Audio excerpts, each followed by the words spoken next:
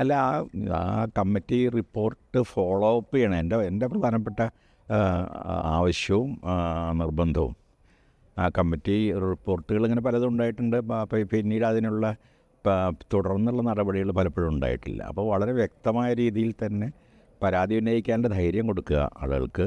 അതിനുള്ളൊരു redressal commission പോലെ ഒരു പ്രത്യേക ലീഗൽ വാലിഡിറ്റിയുള്ള, നിയമസാധുതയുള്ള ഒരു സ്ഥാപനം ഉണ്ടാക്കുക. ഒരു ജുഡീഷ്യലായിട്ടുള്ള ഒരു കമ്മിറ്റി സ്ഥാപനം എന്തായാലും അതിൽ ഇവർക്ക് പരാതി കൊടുക്കാനും പരാതിക്കാരനായവർക്കെതിരെ നടപടിയെടുക്കാനുമുള്ള ഒരു സംവിധാനം ഗവൺമെൻറ് നിർബന്ധമായിട്ട് ഉണ്ടാക്കണം. അതാണ് എനിക്ക് അത് ഞാൻ റിപ്പോർട്ട് മുഴുവൻ വായിച്ചു. അപ്പോൾ അതിൽ പേരുകളൊന്നുമില്ല. അപ്പോൾ പേരുകളിങ്ങനെ പലതും ചില ആളുകൾ പറയാൻ തുടങ്ങിയിട്ടുണ്ട്. അപ്പോൾ അത് തെളിവുകൾ എത്രമാത്രം സാധിക്കുന്നുള്ളത് നമുക്ക് അറിഞ്ഞുകൂടാ. ഈ പല കേസുകളും പഴയ കേസുകളൊക്കെയാണ്.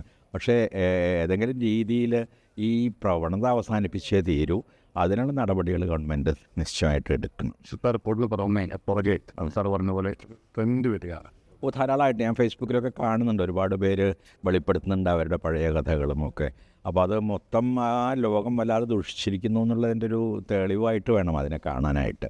അപ്പോൾ അതുകൊണ്ട് എങ്ങനെയാണ് അതിനെ പുതുക്കിയെടുക്കുക? ഒരു പക്ഷേ പുതിയ തലമുറക്കാർ കുറച്ചുകൂടി ഭേദമായിരിക്കാമെന്ന് എനിക്കൊരു തോന്നലുണ്ട്.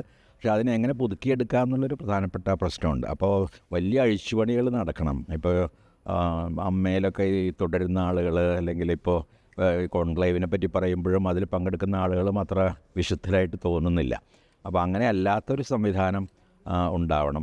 അവരെ പുറത്ത് നിർത്തിക്കൊണ്ടുള്ളൊരു സംവിധാനം ഉണ്ടാവണം. എല്ലാവർക്കും ഞാൻ സൂചിപ്പിച്ച പോലെ പരാതിപ്പെടാൻ പറ്റിയ നിയമസാധുതയുള്ള ഒരു കമ്മീഷനോ സ്ഥാപനമോ അങ്ങനെ എന്തെങ്കിലും ഉണ്ടാവണം.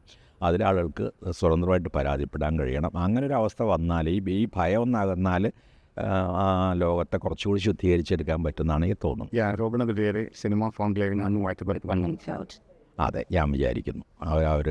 അവർ കൂടി അതിലുണ്ടാവുകയാണെങ്കിൽ ആളുകൾക്ക് അതിൽ വിശ്വാസം ഉണ്ടാവില്ല. അപ്പോൾ അത് വേറൊരു കമ്മിറ്റിയാണ് രൂപീകരിക്കേണ്ടതെന്നാണ് എൻ്റെ.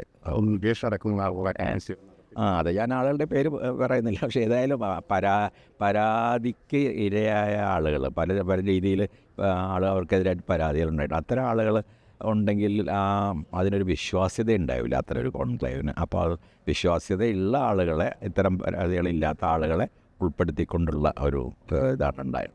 നടത്താം. പക്ഷേ തീർച്ചയായിട്ടും അത് കാരണം ആരോപിക്കപ്പെട്ട ആളുകൾ തന്നെയാണ് ആ കോൺക്ലേവ് നടത്തുന്നതെങ്കിൽ അതിന് വേണ്ട വിശ്വാസ്യത ഉണ്ടാവില്ല. അപ്പോൾ എങ്ങനെ വിശ്വാസ്യതയുള്ള ആളുകളെ ഉൾപ്പെടുത്തിക്കൊണ്ടൊരു കോൺക്ലേവ് നടത്താൻ കഴിയുമെന്നുള്ളതാണ് യഥാർത്ഥപ്പെട്ട തൽക്കാലമുള്ള പ്രശ്നം. അതുപോലെ പക്ഷേ ഈ കോൺക്ലേവ് കൊണ്ട് അവസാനിക്കുന്നില്ല. എന്നെ സൂചിപ്പിച്ചാൽ പെർമനൻ്റ് ആയിട്ടുള്ള ഒരു കമ്മീഷനോ ഒരു നിയമസാധുതയുള്ള സ്ഥാപനമോ വേണം. അതിൽ സ്ത്രീകൾക്ക് പരാതിപ്പെടാൻ ഭയം ഉണ്ടാകാൻ പാടില്ലാത്ത തരത്തിലുള്ളൊരു സംവിധാനം ഉണ്ടാവുകയാണെങ്കിൽ ഇനിയെങ്കിലും ആ ലോകം കുറച്ചുകൂടി വൃത്തിയാവുള്ളൂ. ഈ ജനപ്രതിനിധികളായിട്ടുള്ള ആളുകൾക്കെതിരെ ആരോപണം വരുമ്പോൾ അവർ മാറി നിൽക്കണം എന്നുള്ള ആവശ്യം ഇല്ല. ഇത്തരം അവരെ ഈ MLA-മാരെ മാറ്റുക എന്നുള്ളത് എളുപ്പമല്ല. കാരണം ജനങ്ങൾ തിരഞ്ഞെടുത്തതാണ്. ജനങ്ങളിലേക്ക് തന്നെ അവർ തിരിച്ചു പോകണം. ജനങ്ങൾ തന്നെയാണ് അതിന് മറുപടി കൊടുക്കേണ്ടത്. പക്ഷേ ഇത്തരം കമ്മീഷനുകളിൽ നിന്നും ഇതിനുള്ള പരാതിക്കുള്ള സംവിധാനങ്ങളിൽ നിന്നും അത്തരം ആളുകളെ നിശ്ചയമായിട്ട് ഒഴിച്ചു നിർത്തണം. എന്തായാലും ഒരു പുതിയ ട്രെൻഡിനെ സ്വാഗതം ചെയ്യുക. പുതിയൊരു ട്രെൻഡിനെ സ്വാഗതം ചെയ്യുക. തീർച്ചയായിട്ടും സംശയമൊന്നുമില്ല. അത് വളരെ മുമ്പേ സംഭവിക്കേണ്ടതാണ്. വളരെ വൈകി എന്നുള്ള അത് മാത്രമേ ഉള്ളൂ. ഞാൻ പൂർണ്ണമായിട്ടും ഇവരുടെ കൂടെ നിൽക്കുന്നു. ഈ WCCയുടെയും ഇതിൻ്റെ ഹേമ കമ്മീഷൻ്റെയും കൂടെ. രഞ്ജിത്ത് അടക്കമുള്ള ആളുകൾക്കെതിരെ കേസെടുക്കുന്ന രീതിയിലേക്ക് സർക്കാർ വന്നിട്ടുണ്ട്. കേസെടുക്കേണ്ടതുണ്ട്, സംശയമില്ല. പരാതി ഉണ്ടെങ്കിൽ അത് കേസെടുക്കണം, അന്വേഷിക്കണം. അത് ആരായാലും, എത്ര വലിയ ആളായാലും അത് ചെയ്തേ തീരും.